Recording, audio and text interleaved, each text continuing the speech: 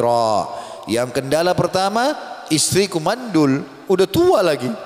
Betul Nabi Zakaria berdoa, tapi karena lamanya berdoa, maka dia juga bingung. Ya Allah, bagaimana bisa nih? Ya, apakah nenek bisa hamil? Gitu kan? Seperti itulah bahasanya. Wa qad balagtu minal kibari itiya. Ditambah lagi, aku sudah sangat tua renta, 100 tahun. Bagaimana bisa punya anak nih?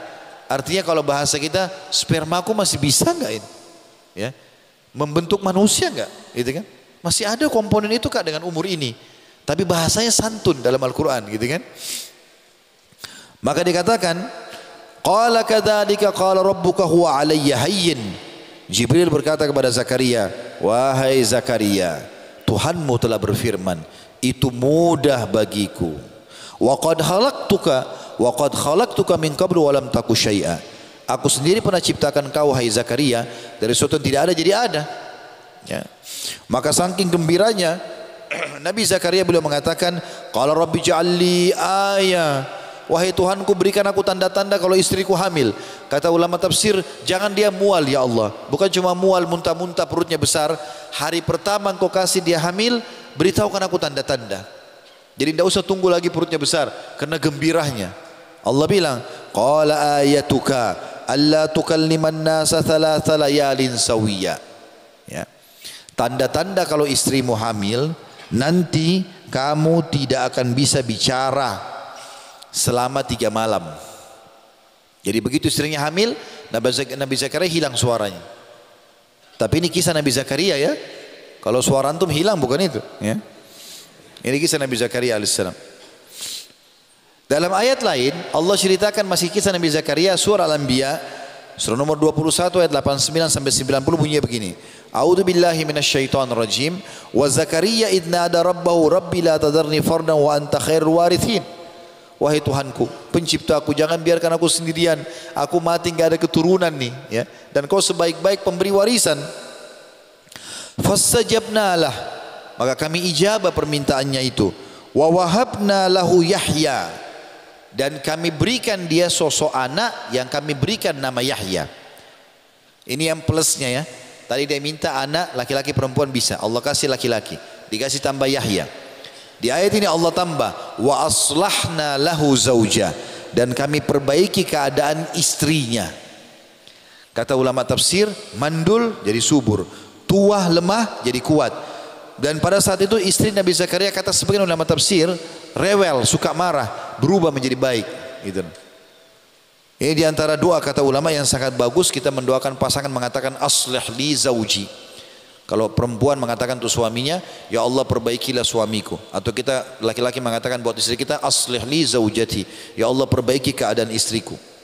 Allah mengatakan wa aslahna lahu zauja, dan kami perbaiki keadaan istrinya. Sebabnya Allah bilang innahum kanu yusari'una fil khairat.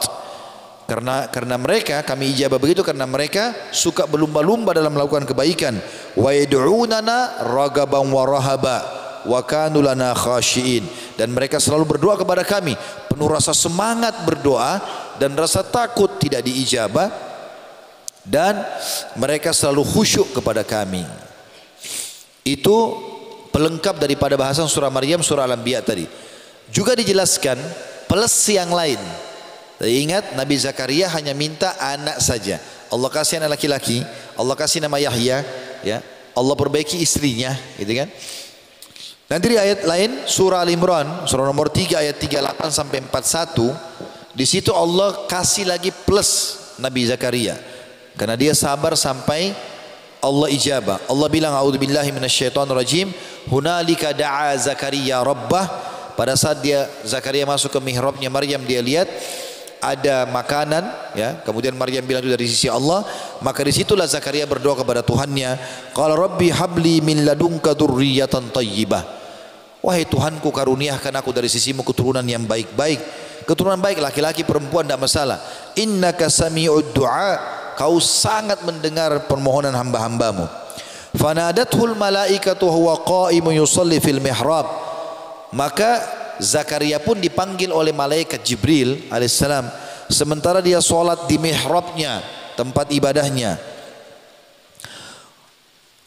Inna Allah yubashiruka bi Yahya bahwasanya Tuhanmu Allah telah memberitakan berita gembira kepadamu tentang anak laki-laki bernama Yahya. Ini tadi sudah disebutkan, plus yang lain, musaddiqan bi kalimatin minallah, pasti anak ini nanti akan membenarkan firman Allah. Tambah lagi, wa sayyidan, dan akan jadi tuan di kaumnya, wa hasuran, jadi pemimpin, wa nabiyan, dan akan menjadi nabi, minas salihin, dari orang-orang saleh. Kata ulama, Nabi Zakaria sabar sampai garis finish doanya. Allah kasih plus yang dia tidak pernah minta sebelumnya. Anak laki-laki dikasih nama Yahya, ya. Belum pernah ada nama seperti itu sebelumnya. Di ayat ini dikatakan juga dia akan jadi nabi, jadi orang saleh, jadi pemimpin, jadi orang kaya, jadi luar biasa. Lalu kemudian Nabi Zakaria mengatakan, qala rabbi anna yakunu li gulam, bagaimana aku bisa punya anak wahai Tuhanku, wa qad balagani al-kibra wa imraati akhir, aku sudah sangat tua dan istriku mandul. Qala kadzalika Allah yaf'alu ma yasha. Jibril berkata, begitulah Tuhanmu Allah melakukan apapun yang dia inginkan. Qala rabbi ja'al li ayah, kalau begitu Tuhanku berikan aku tanda-tanda kalau istriku hamil. Qala ayatuka alla tukalliman nasa thalathata ayyamin illa ramza. Ini menafsirkan tadi surah, ya, Maryam. Yang tadi surah Maryam dijelaskan dia hanya tidak bisa bicara selama 3 hari, suaranya hilang. Di ayat ini dikatakan tanda-tanda kalau istrimu hamil, kau tidak bisa bicara dengan orang selama 3 hari kecuali isyarat, ya. Wadhkur rabbaka katsiran, dan berzikirlah kepadamu dengan banyak hai Zakaria, wasabbi bil asyi wal ibkar, dan berzikirlah kamu di pagi dan petang hari. Kata ulama tafsir, kalau Zakaria mau berzikir keluar suaranya, tapi kalau mau bicara lain hilang suaranya, sebagai tanda-tanda kalau istrinya hamil. Tapi pelajaran berhubungan dengan masalah doa kita teman-teman sekalian, bagaimana Nabi Zakaria alaihissalam bersabar berdoa. Contoh yang lain, Nabi Ayyub alaihissalam. Ayyub alaihissalam ini ada istilah disebutkan teman-teman, di Indonesia pun ada itu, ya. Kalau di Jakarta sering diucapkan, saya nggak tahu kalau di sini. Sabar Ayyub, orang bilang. Maksudnya sabarlah seperti Nabi Ayyub. Memang kenapa? Memang Nabi Ayyub luar biasa sabarnya, ekstra. Kisahnya begini, dia mirip tadi dengan Nabi Zakaria, menikah di 30 tahun, istrinya 20 tahun. Nabi Ayyub, ya, alaihissalam. Agak berbeda kisahnya sedikit. Dia raja, dia pemimpin di kaumnya, dan dia kaya raya. Nabi Ayyub alaihissalam 4 kelebihannya. Sudah nabi, ya, sudah gagah, ya, keturunannya banyak, luar biasa. Istrinya juga cantik dan subur. Allah kasih dia selain harta melimpah, nama yang harum, kerajaan karena dia raja, nabi, dia pemimpin, itu kan. Dan dikasih oleh Allah anak 12 anak laki-laki, semuanya gagah-gagah dan pintar-pintar. Nabi Ayyub alaihissalam hidup 20 tahun makmur, 20 tahun. Dia nikah umur 30, istrinya 20.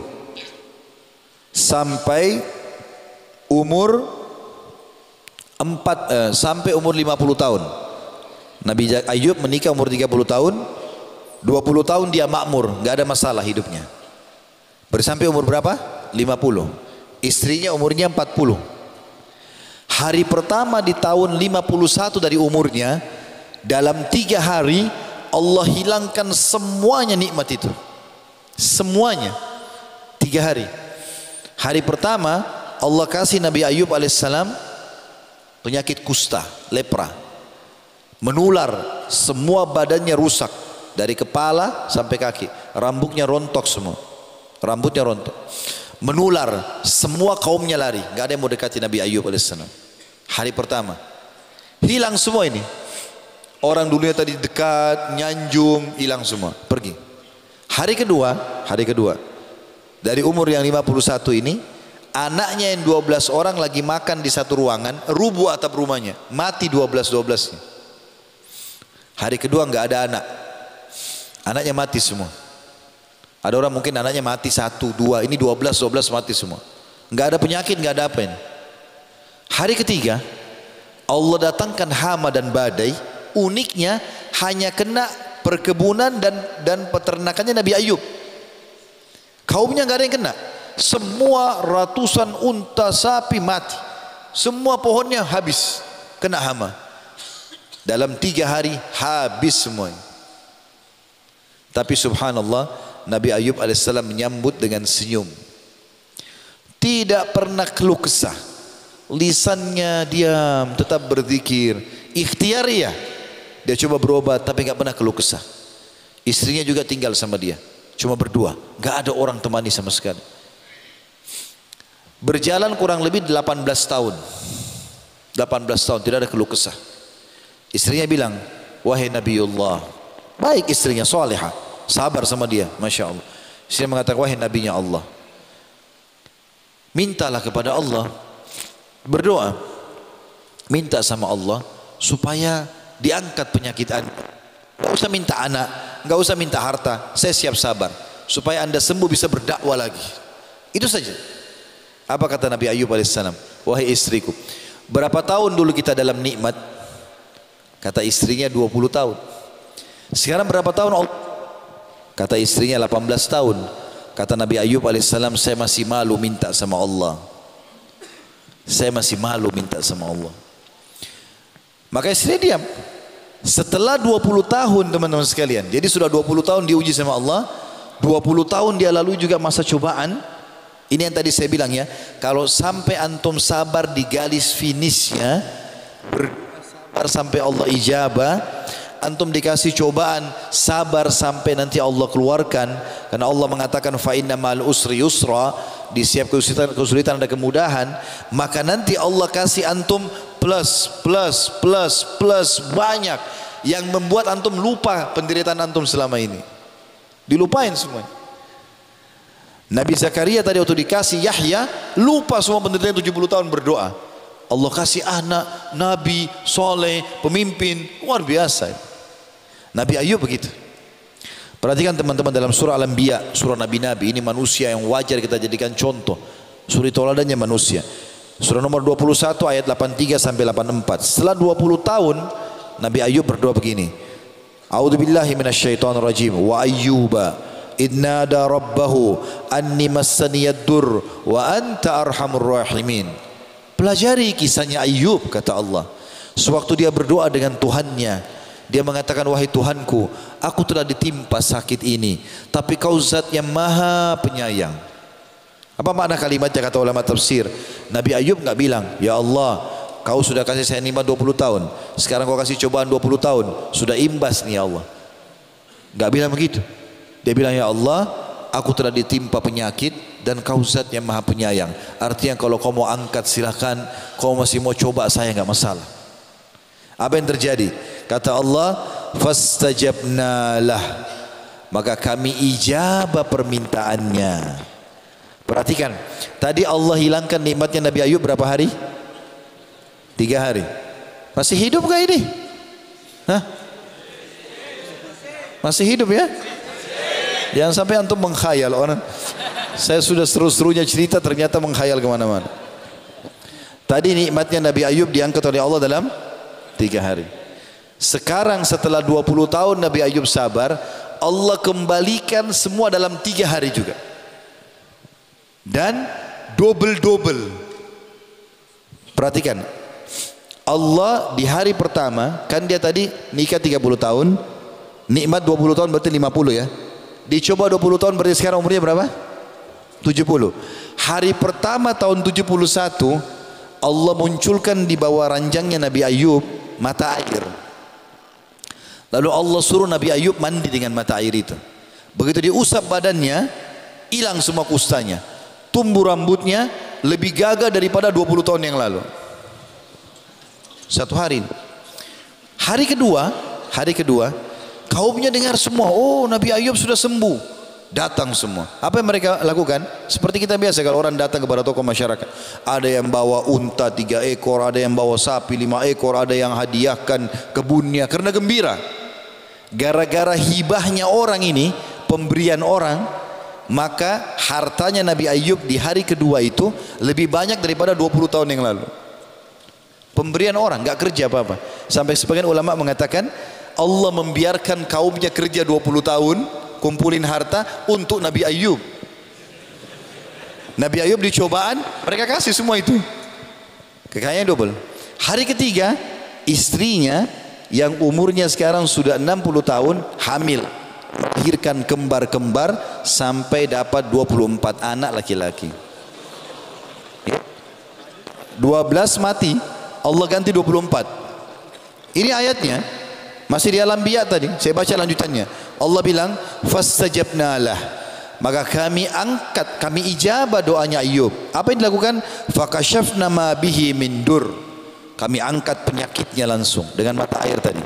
Lalu Allah bilang, wa atainahu ahlahu, dan kami kembalikan keluarganya, anak-anaknya, hartanya, wa mithlahum ma'ah. Maka Allah Subhanahu wa taala dobelkan di sini, diberikan double, subhanallah, diberikan double dan berlimpah-limpah. Allah mengatakan rahmatan min indina, dan itu semua rahmat dari kami. Dan yang penting garis bawahi firman Allah terakhir Al-Anbiya 84, wa dzikra lil abidin, untuk jadi pelajaran bagi hamba-hamba. Jadi untuk pelajaran. Jadi tidak ada subhanallah orang yang berusaha berdoa kepada Allah Subhanahu wa taala lalu Allah tidak ijabah. Asal untuk penuhi syarat, sabar, plus-plusnya banyak sekali. Ya. Kita lihat kisah yang lain Nabi Yunus alaihissalam. Saya diingatkan waktu ya, kadang-kadang saya kalau ngomong sampai subuh pun bisa ini ya. Jadi saya diingatin. Nabi Yunus alaihissalam, nabi yang lain atau nama lainnya Dzannun ya. Ini juga nabi punya kisah unik sendiri. Nabi Yunus alaihissalam ini diutus oleh Allah Subhanahu wa taala, teman-teman sekalian, ke satu wilayah di Irak namanya Nainawa. Negeri namanya Nainawa. Penduduknya sekitar 100.000 orang lebih, ya. Nabi Yunus bukan dari penduduk negeri itu. Beliau datang ke sana mendakwahi mereka. Mereka sembah berhala, sembah api segala macam. Diingatkan jangan, tidak mau dengar. Kita perlu garis bawahi dulu, para nabi-nabi Allah ini teman-teman punya syarat. Mereka kalau ditugaskan sama Allah berdakwah, mereka enggak boleh tinggalkan lokasi dakwah sampai Allah izinkan. Kalau mereka tinggalkan, mereka dianggap melanggar, walaupun dibunuh sama kaumnya. Nabi Yahya tadi itu yang kita ceritakan, ayahnya Nabi Zakaria, itu tidak tinggalkan dakwahnya sampai dibunuh oleh kaumnya sendiri. Rupanya Nabi Yunus alaihissalam lihat, ini penduduk Nainawa keras hati, enggak mau terima dakwah. Didakwahi tiap hari enggak mau. Dia berdoa sama Allah, ya Allah, pindahkan saya ke negeri lain. Ini penduduk Nainawa ini enggak mau dengar. Lalu dia bilang, hai penduduk Nainawa, kalau kalian tidak mau dengar, nanti Allah binasakan kalian ini. Ya. Maka rupanya sambil Nabi Yunus menunggu jawaban dari Allah, dia ambil inisiatif, dia tinggalkan Nainawa. Sudahlah, saya cari lokasi lain sambil tunggu firman-Nya Allah turun. Ternyata terjadilah keajaiban yang besar di situ. Nabi Yunus jalan, kemudian dia mau cari lokasi lain. Dia pergi ke pinggir pantai, dia naik sebuah kapal. Subhanallah, di tengah lautan kapalnya dihantam dengan ombak yang besar, goyang goncang kapal tersebut. Maka kapten kapal bilang, ini kapalnya berat, harus kita buang barang, lempar semua barang ke lautan. Kalau kapal ringan terbawa dengan ombak, nggak tenggelam, gitu kan? Ternyata sudah dibuang semua barang, masih berat. Maka mereka sepakat untuk mengundi nama. Ditulislah nama-nama di potongan kayu.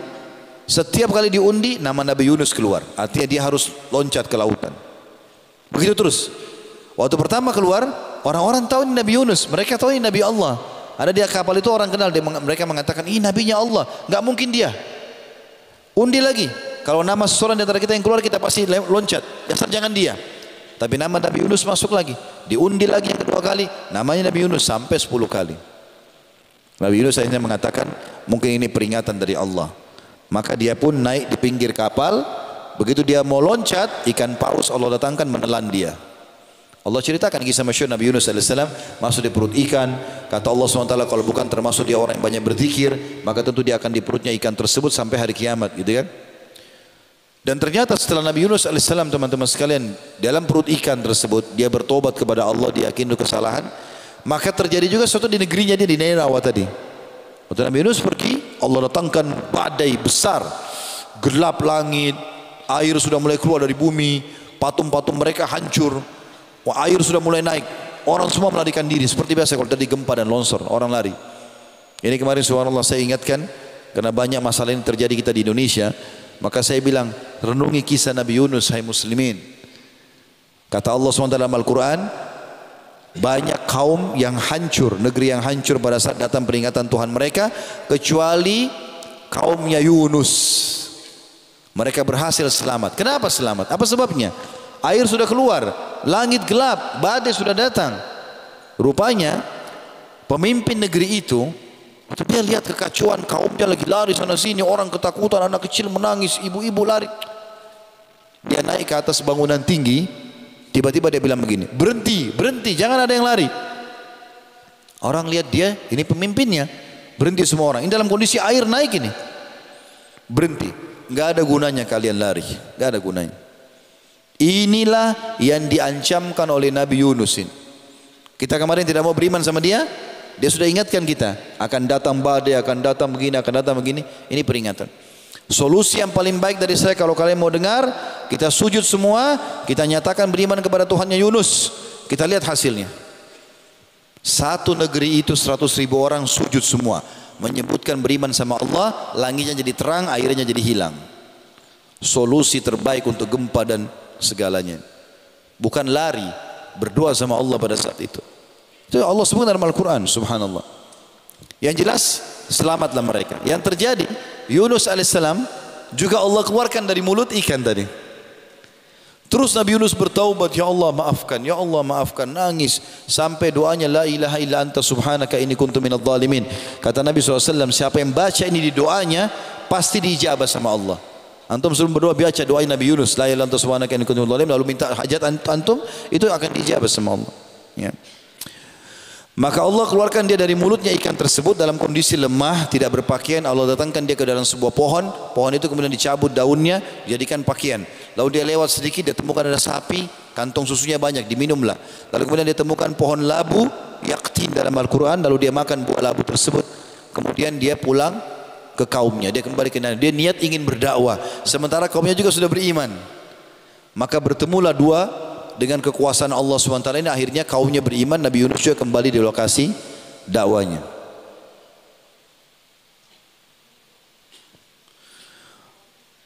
Dalam surah Al-Anbiya, surah nomor 21 ayat 87 sampai 88, Allah cerita tentang Nabi Yunus alaihissalam. A'udzu billahi minasyaitonir rajim. Wa dhannuni idh dhahaba mughadiban fa dhanna an lan naqdira alaihi fanada fid dhulumat alla ilaha illa anta subhanaka inni kuntu minadh dhalimin fastajabna lahu wa najjaynahu minal gham wa kadzalika nunjil mu'minin.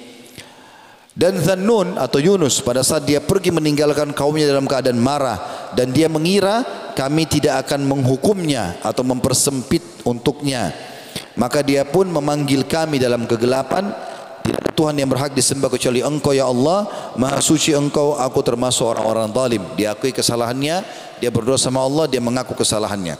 Maka Allah bilang fastajabna lahu, kami ijabah dia dan kami keluarkan dia dari permasalahan. Wa kadzalika nunjil mu'minin, dan begitulah kami selamatkan orang-orang beriman. Dan masih ada surah Yunus yang lain diceritakan dalam surah Saffat surah 37 ayat 139 atau 1 sampai 148. Tapi ini kena cukup panjang, maka saya cukupkan dengan tadi itu tentunya teman-teman, karena masih ada beberapa poin yang saya ingin titik beratkan. Kata Ibnu Qayyim rahimahullah, ya, setelah kita sebutkan kisah-kisah Nabi tadi, perumpamaan hamba yang belum Allah Maha Tinggi beri jawaban doanya seperti seorang anak yang ibunya sedang marah padanya, lalu ibunya mengusirnya keluar rumah dan menutupkan pintu rumah untuknya. Kira-kira apa yang akan dilakukan oleh sang anak? Apakah ia pergi atau ia akan meminta maaf dan memohon pada ibunya agar dibukakan pintu lagi? Tentu jawabannya dia akan memohon. Kata Ibnu Qayyim, yang pasti si anak akan terus minta maaf dan memohon pada ibunya agar dimaafkan dan dibukakan lagi pintu rumah. Dan ketahuilah, saat si anak terus memohon, maka hati sang ibu tersentuh dan tidak tega bila tidak memaafkan dan membukakan pintu lagi untuknya. Yakinlah Allah Maha Pengasih, jauh lebih mengasihi daripada ibumu. Maka bila belum kelihatan jawaban, maka lebih giatlah dalam berdoa. Terakhir teman-teman sekalian, kita tutup dengan ini, beberapa doa-doa pilihan. Semua doa mulia, ya. Tapi ada beberapa doa menggabungkan banyak kebaikan.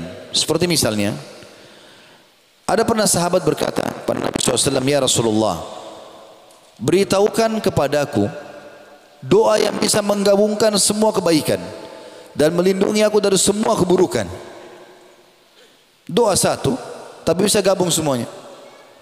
Kata Nabi SAW, bacalah, Allahumma inni as'aluka, ya Allah aku memohon kepadamu, khaira, yang terbaik, ma sa'alaka minhu nabiyyuka wa abduka, yang telah dimohon oleh hambamu ya dan nabimu Muhammad sallallahu alaihi wasallam. Wa a'udzubika, dan aku berlindung kepadamu, min syarri, dari semua keburukan, masta'adaka minhu, yang telah memohon berlindung kepadamu abduka wa rasuluka Muhammadin sallallahu alaihi wasallam, hambamu dan utusanmu Muhammad sallallahu alaihi wasallam, wa antal musta'an, dan kaulah tempat kami meminta pertolongan, wa alaikal balak, dari sisimu lah penerimaan. Ini doa menggabungkan seluruh kebaikan, karena kita minta yang terbaik yang Nabi minta, dan kita berlindung dari keburukan yang Nabi berlindung darinya. Doa yang kedua juga Nabi SAW ajarkan kepada para sahabat, Allahumma inni as'aluka khaira kulli, ya Allah aku minta semua kebaikan, ajilihi wa ajili.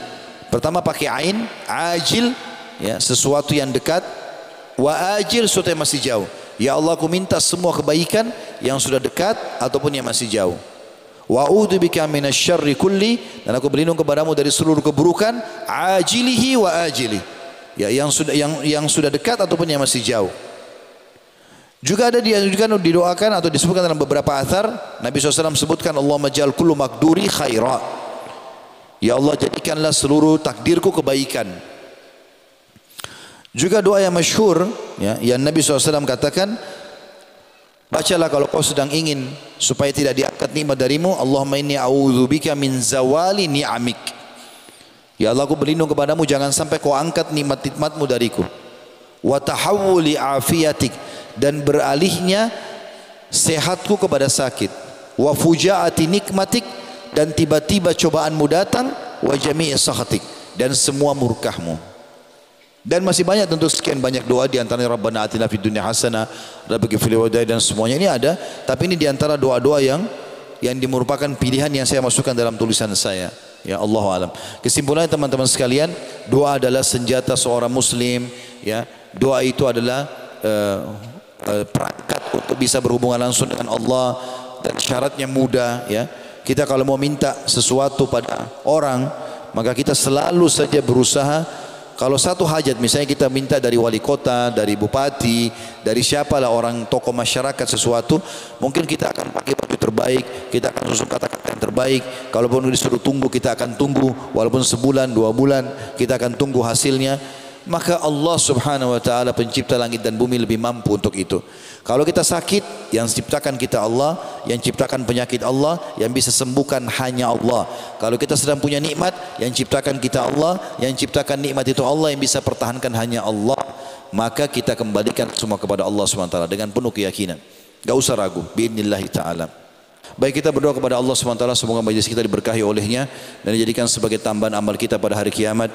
Semoga seluruh masalah yang sedang kita hadapi apapun, baik secara individu dari kaum muslimin di Indonesia dan seluruh dunia, dan juga masalah-masalah yang dihadapi oleh negeri kita, dari seluruh masalah dari bencana, longsor, tsunami dan yang lainnya, semuanya diselesaikan oleh Allah Subhanahu wa taala dan kita dikembalikan kepada agamanya yang benar. Dan semoga saja Allah karuniakan kita pemimpin muslim yang adil, kembali kepada Al-Quran dan Sunnah, yang bisa membawa umat dan negara ini kepada kebaikan dan kemakmuran. Dan semoga Allah menolong saudara kita di Palestina, di Syria, di Yaman, di Irak, di Myanmar, di Ahsa, dan di China sekarang yang sudah tertindas. Semoga Allah ikhlaskan niat mereka, terima para syuhada mereka, mulakan Islam di tangan mereka dan tangan kita semua. Dan semoga Allah ikut sertakan kita bersama mereka di pahala, baik dengan doa, dengan harta, juga dengan jiwa kita. Dan semoga Allah menyatukan kita semua di surga firdausnya tanpa hisab, menyatukan dalam majlis ilmu yang mulia ini. Kalau ada benar pasti dari Allah, kalau ada salah dari saya mohon dimaafkan. Sebelum kafaratul majlis, kita masih ada 2 acara tabligh akbar besok insyaallah. Yang pertama judulnya itu tentang tamasya ke surga, semoga Allah jadikan kita penghuninya. Dan juga setelah itu ada dahsyatnya neraka, akan kita gabungkan dalam satu hari insyaallah, tapi mungkin di 2 tempat yang berbeda. Teman-teman bisa tanya panitia lokasinya. Mudah-mudahan itu juga Allah ikhlaskan niat kita dan Allah berikan tambahan ilmu kepada kita semua. Begitu saja. Subhanakallahumma bihamdika asyhadu an la ilaha illa anta astaghfiruka wa atubu ilaik. Wassalamualaikum.